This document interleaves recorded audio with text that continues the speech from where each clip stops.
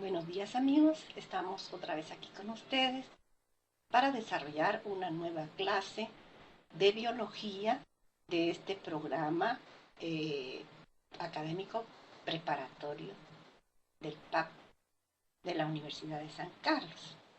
Este tema que vamos a desarrollar hoy se llama el método científico. Casi todas las ciencias se basan en métodos científicos para realizar su estudio. Entonces, en el día de hoy vamos a ver en qué consiste este método. Pero antes vamos a hacer una pequeña introducción para ver los alcances de las ciencias, ¿verdad? Las ciencias son muy importantes porque nos permite descubrir y conocer aún más el mundo que nos rodea. También podemos conocer las dimensiones del universo, que como ven ustedes es bastante complejo y su comportamiento y características no son fáciles de conocer. Entonces la ciencia nos permite acercarnos cada vez más a conocer las dimensiones del universo. También las ciencias no son procesos rígidos, sino creativos. No podemos decir que nos basamos en parámetros ya establecidos. Casi siempre hay cosas nuevas por descubrir y mucho que aprender. Y utiliza el método científico para hacer observaciones cuidadosas. El método científico nos va a ayudar a poder conocer cada vez más las características y las diferentes facetas de las ciencias en forma general. Y también nos ayuda a conocer y enunciar problemas, basándose en un razonamiento lógico para ver los mecanismos de los diferentes fenómenos físicos y químicos y fundamentalmente relacionados con el tema de la biología. Y nos ayuda a plantear hipótesis, o sea, respuestas, y diseña experimentos para demostrar las suposiciones. Aquí, como vemos, hay una parte creativa y de aplicación de conocimientos en los cuales diseñar experimentos nos va a ayudar a poder acercarnos más a criterios lógicos y cercanos a darle respuesta a los diferentes fenómenos. Y se basa en un proceso de razonamiento sistemático, es decir, que todos los conocimientos no están aislados, sino tienen una concatenación o una relación entre ellos, lo que hace conocer cada vez más los aspectos de forma más amplia o general. En nuestra siguiente diapositiva nos vamos a referir más detalladamente al método científico. Y estos, como todos los métodos, se basan en diferentes pasos que es importante llevar a cabo para poder realizar un estudio científico. Aunque estos pasos tampoco se puede decir que son rígidos. Esto va a depender mucho de la creatividad del investigador y de su capacidad de poder llegar a establecer parámetros para poder conocer a profundidad todo el conocimiento.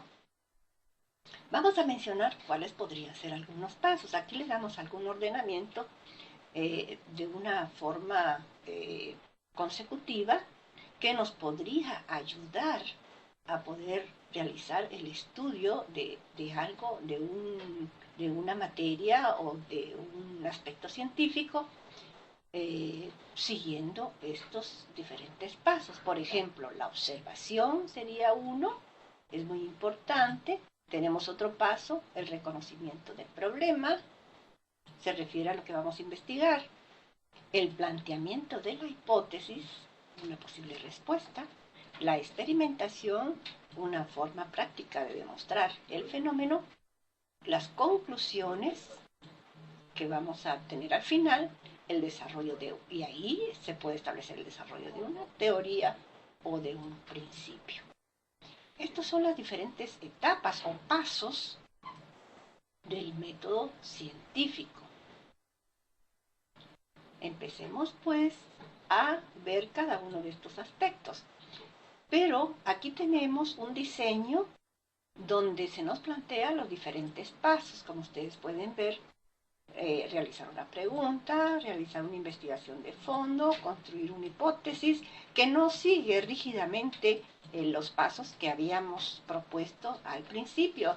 Sin embargo, están todos los aspectos fundamentales.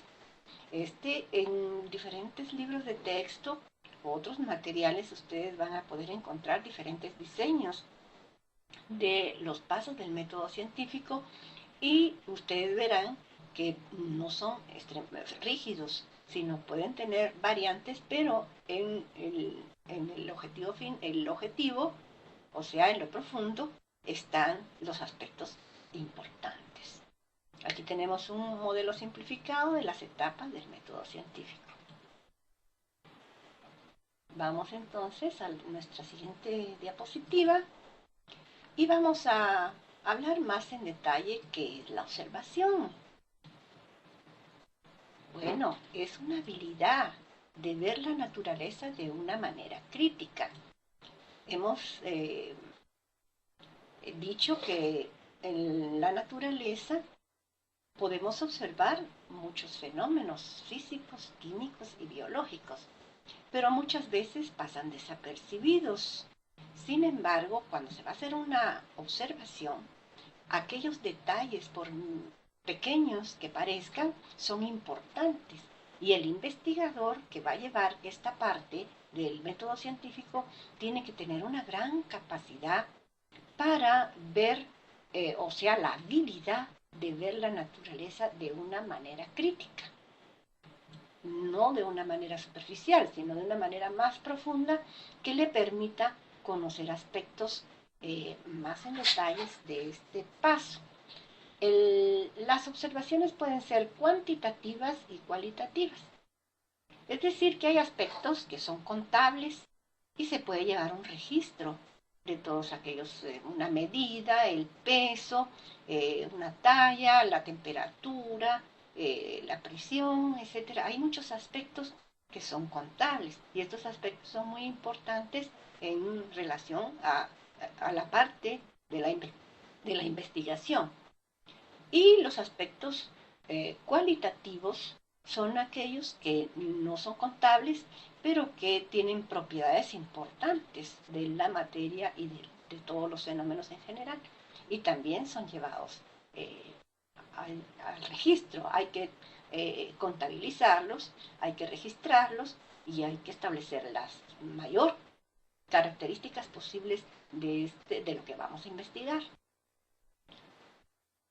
Por eso ponemos aquí que se debe llevar un registro de lo observado. Esto es importante. Sabemos que muchos científicos que han hecho descubrimientos importantes se cuenta con registros de anotaciones y aspectos que ellos observaron y que pudieron registrar, que han servido de base para nuevos estudios, para nuevas investigaciones. Entonces este aspecto es muy importante porque nos permite registrar todos los aspectos. Ya hemos dicho en la clase anterior que las estadísticas es una ciencia auxiliar porque nos ayuda a poder registrar diferentes aspectos del fenómeno y tenerlos contabilizados para futuras investigaciones.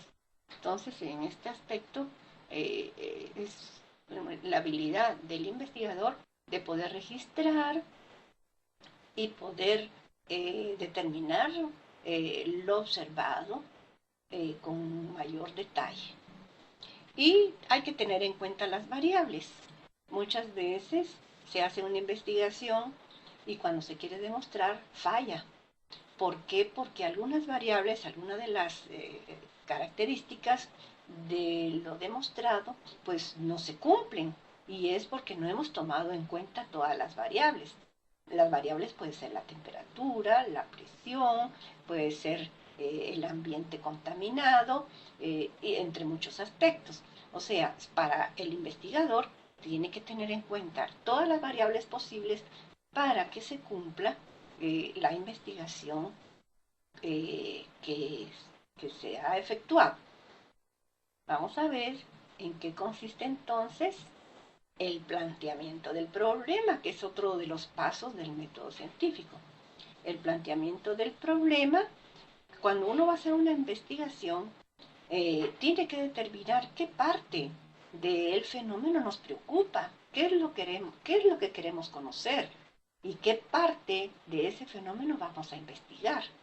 Entonces, esto sería el planteamiento del problema. Se establece una pregunta sobre el fenómeno que genera una respuesta favorable. Claro, toda pregunta genera una respuesta lógica, una respuesta que puede ser favorable y que se acerque lo más posible a el problema planteado. Por ejemplo, ponemos aquí un ejemplo, aunque no es el único, ¿verdad? Podría haber muchos ejemplos. ¿Por qué si sostenemos una manzana y luego la soltamos, cae al suelo?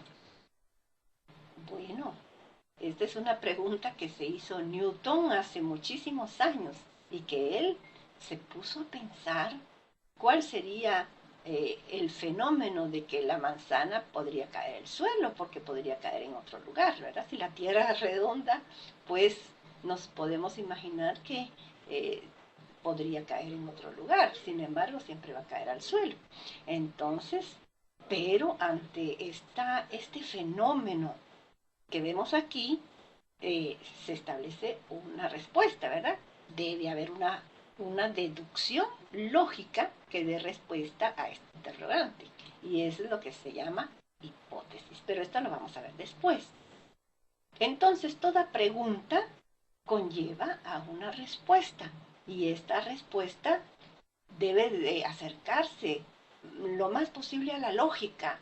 O sea, que nos permita hallar la más respuesta favorable a esta pregunta. Entonces, ahí lo que es el planteamiento del problema. Se pueden plantear muchas preguntas, puede haber muchas interrogantes y por supuesto tiene que haber muchas respuestas lógicas. Pero una respuesta lógica es lo que llamamos hipótesis. Vamos a ver qué es una hipótesis. Una hipótesis es una suposición razonable que debe dar respuesta al planteamiento del problema. Cuando decimos razonable, quiere decir lo más cercano que podamos a la verdad, a lo que pensamos que es una verdad. Los científicos en la primera etapa de la investigación suelen considerar muchas posibles explicaciones o deducciones. Por supuesto, puede haber muchas deducciones a una sola pregunta, o pueden haber muchas preguntas para una deducción lógica. Entonces el científico en la primera etapa de la investigación puede plantear una cantidad innumerable de respuestas lógicas, pero todas ellas son razonables hasta que no se demuestre que no es verdadera. Y eso es lo que nosotros llamamos la hipótesis. Entonces pasemos a otro paso, que es la experimentación. Vemos aquí una jovencita en un laboratorio, aunque la experimentación no siempre se realiza en un cuarto con muchos instrumentos y muchos aparatos para realizar una demostración. Una investigación se puede hacer incluso en el campo abierto, No necesitamos un cuarto, aunque muchas veces es imprescindible poder utilizar un instrumental adecuado, ¿verdad? Como vemos aquí, la cristalería, fuente de calor, vemos muchos elementos, ¿verdad? Una probeta y con los cuidados necesarios para poder realizar un experimento X. Pero la experimentación va a desarrollarse para poder demostrar eh, la verdad sobre la hipótesis planteada. Una hipótesis debe probarse mediante la experimentación. Como ya hemos dicho anteriormente, la experimentación puede realizarse de diferentes maneras, ¿verdad? Generalmente los experimentos son controlados, es decir, que muchas veces se ponen parámetros, o sea, otro tipo de experimento para comprobar, para compararlos, para ver si se cumple o no se cumple, o cuál es el que se cumple y cómo estaba la realidad anterior. Entonces eso es lo que llamamos parámetros. Generalmente los experimentos son controlados, estableciendo parámetros con otras muestras. Vamos a poner un ejemplo.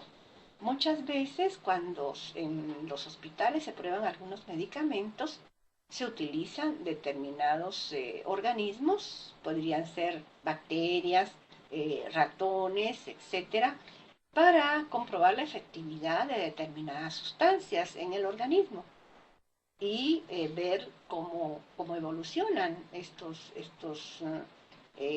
experimentos, se puede decir, de sustancias que se van a comprobar en determinados organismos.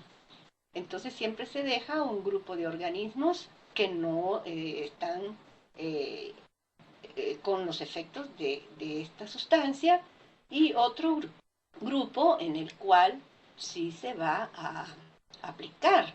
Entonces se ve la diferencia o las reacciones que sufre un grupo y se compara con la muestra, o sea, el grupo que no ha sido intervenido. De esta manera, este es un ejemplo, ¿verdad? Pero hay muchas formas de establecer una comparación utilizando diferentes métodos. Entonces ahí es cuando decimos que se diseñan, se establecen parámetros con otras muestras para comprobar la efectividad o la veracidad del desarrollo del experimento. No todos los experimentos se diseñan de manera definida. Bueno, claro, por supuesto que el investigador tiene que ser muy creativo, muy sagaz. A veces suceden algunas consecuencias en el laboratorio que nos permite llegar a otra deducción que no estaba prevista anteriormente, pero se dio en las observaciones. Ahí tenemos el caso de Fleming, cuando estaba haciendo observaciones en bacterias, pudo observar, a pesar de haber puesto en práctica todos los cuidados para que este cultivo de bacterias no se contaminara, vimos que él pudo observar que un grupo de bacterias se había contaminado con hongos. Y entonces la sagacidad y la inteligencia de este investigador llegó a la conclusión de que estos hongos habían matado a cierto tipo de bacterias. Y de esta manera pudo observar que el hongo penicilio secretaba una sustancia que mataba a dicho grupo de bacterias. Y así es como se inventó la penicilina. Es decir, que se está haciendo un experimento, pero de momento podría surgir algo que no estaba previsto y va a depender mucho de la creatividad o de la sagacidad o de la curiosidad, se puede decir, del investigador para poder descubrir nuevas cosas y poder llegar a otras dimensiones en su experimento. Tenemos aquí las conclusiones. Los científicos llegan a conclusiones a través de los resultados de los experimentos.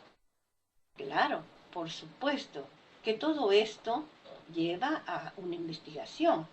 Pienso yo que antes de llegar a las conclusiones, los investigadores deben de investigar acerca de este tema, del tema que están investigando, porque hay muchas cosas que ya se conocen en la actualidad, porque otros científicos ya han descubierto y han profundizado en algunos aspectos de determinado fenómeno.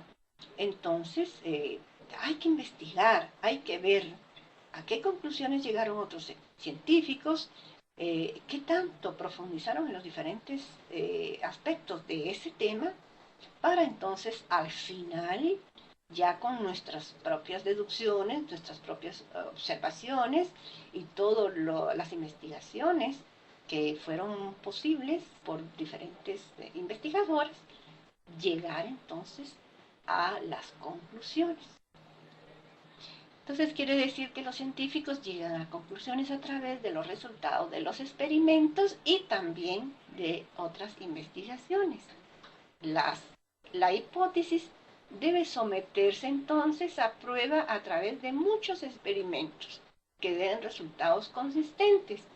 Por supuesto, porque con un solo experimento no se puede decir que ya está comprobado. Recuerden que hemos dicho que hay que tomar en cuenta las variables. Entonces hay que hacer muchos experimentos, repetirlos una y otra vez, utilizando todas las variables. ¿Para qué? Para entonces al final llegar a las conclusiones lo más lógicas y certeras posibles. Una hipótesis bien sustentada, con todos estos elementos que hemos dicho anteriormente, puede relacionar hechos que previamente parecían aislados. Y ahí es cuando nosotros vemos que hay muchos experimentos o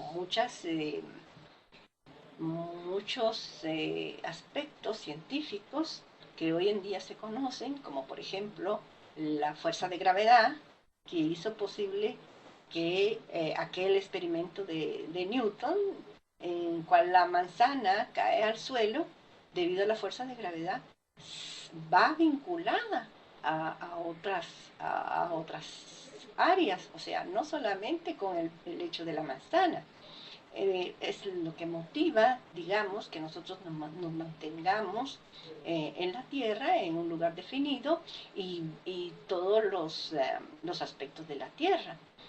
Y también nos ayuda a comprender, debido a la fuerza de gravedad, que hay teorías que universalizan estos conocimientos, como es la teoría de la universal, la teoría de la fuerza de gravedad, de la gravitación universal. Es decir, la teoría de la gravitación universal está muy relacionada con los aspectos de la fuerza de gravedad que sucede en la Tierra y en otros planetas de diferente manera. Vamos a ver acá otro. ¿Qué es entonces una teoría? Ya después que se llegan a conclusiones, pues se establece una teoría. ¿Qué es una teoría? Dice, se establece cuando una hipótesis ha sido sustentada por muchos experimentos y observaciones. Solo entonces, ¿verdad? Cuando ya está demostrado por los experimentos, por los estudios relacionados, comprobada una y otra vez la veracidad, entonces se van discriminando hipótesis, de manera que siempre va a haber una de ellas que va a ser la lógica, la cercana, ¿verdad? Entonces, se establece cuando una hipótesis ha sido sustentada por muchos experimentos y observaciones. Entonces decimos, esta hipótesis es la probable y se puede demostrar con la experimentación y también con los estudios realizados. Un ejemplo de una teoría en el cual ha llevado mucho tiempo para investigar y muchas otras teorías establecidas por muchos científicos, es, por ejemplo, la teoría sobre la evolución del hombre. Esta no ha sido una teoría fácil ni ha surgido de un día para otro. Por el contrario, ha sido fruto de la investigación de muchos aspectos, de los fósiles, de comparación de la anatomía de un representante de la familia Hominidae, ¿ve? Y de las formas de vida y su relación con el medio ambiente.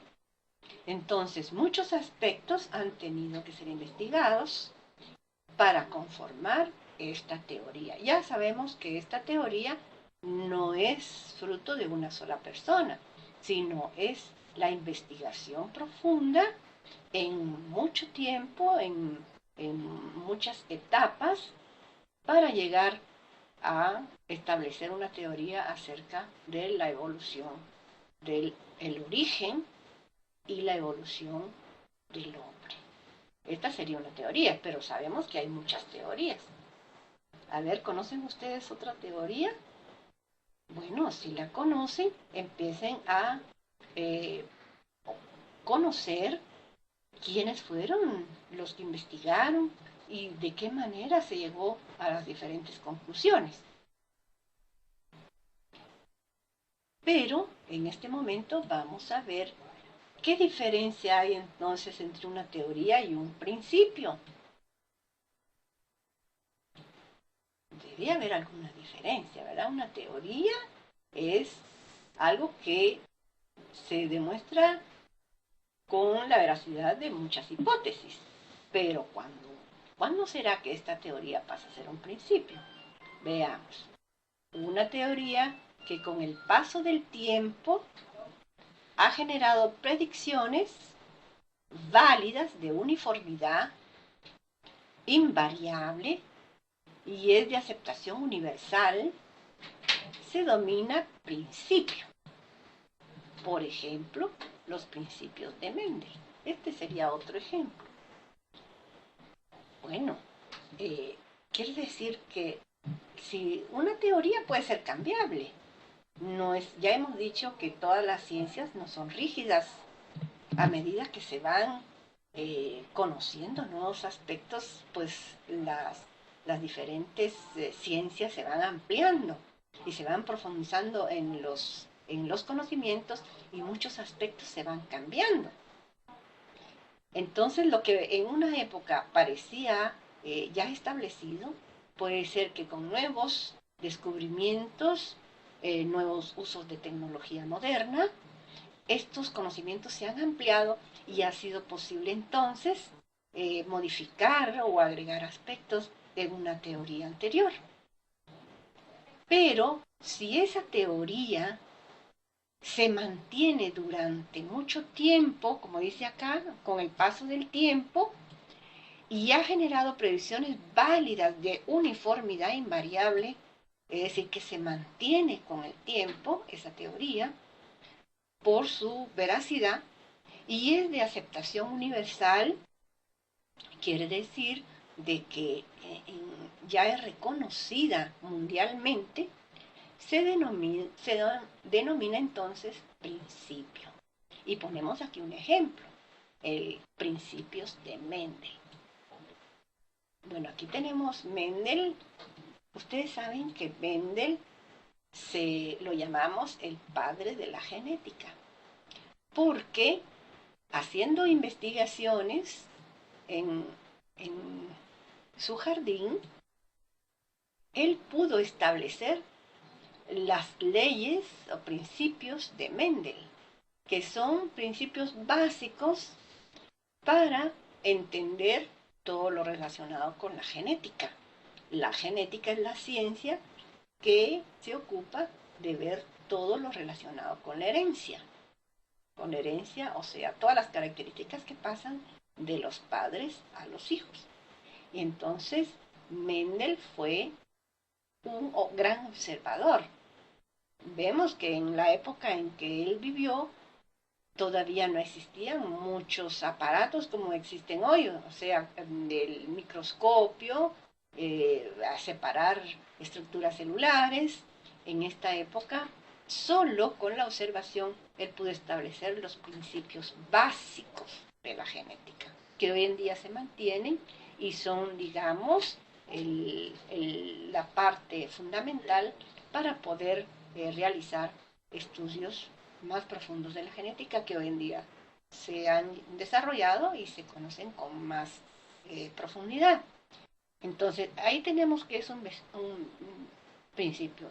Es decir, que hasta hoy se reconocen y se pueden tomar como base para poder hacer el estudio de la genética. Entonces tenemos acá que un principio es una teoría que con el paso del tiempo ha generado predicciones válidas de uniformidad invariable y es de aceptación universal, entonces ahí se denomina principio. Por ejemplo, los principios de Mendel. Vamos a ver qué otros principios ustedes conocen. Piensen, investiguen si estos se han mantenido con el transcurso del tiempo y si permanecen como conocimiento universal.